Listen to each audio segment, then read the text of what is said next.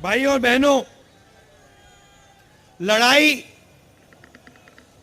इस चुनाव में ये कॉन्स्टिट्यूशन की है, संविधान की है। ये जो संविधान है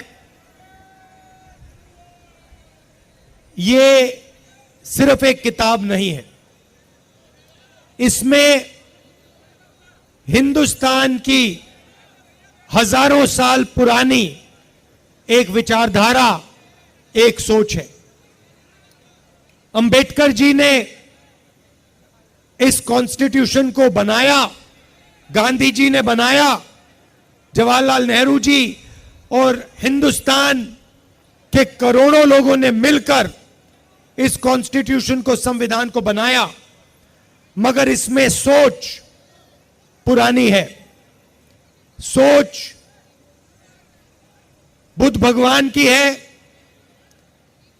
नारायण गुरु जी की है, बसवना जी की है, फूले जी की है,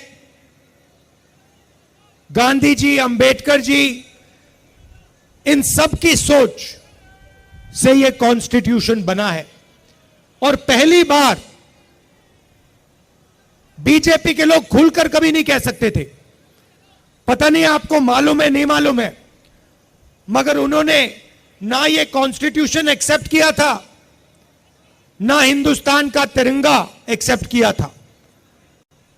तो पहले ये कहते नहीं थे, चुप रहते थे और सोचते थे कि किसी ना किसी दिन हम अंबेडकर जी की सोच, बुद्ध भगवान की सोच, गांधी जी की सोच को फाड़ के फेंक दें, मगर खुलकर कभी नहीं कह पाते थे।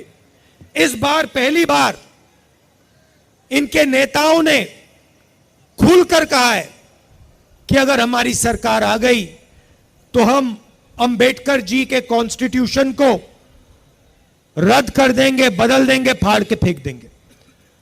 और मैं बीजेपी और आरएसएस के लोगों से कहना चाहता हूं, आप सपने मत देखिए,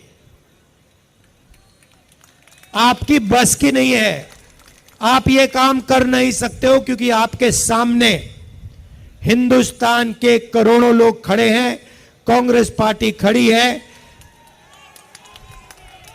और आपने करने की कोशिश भी की तो फिर देखो क्या होता है।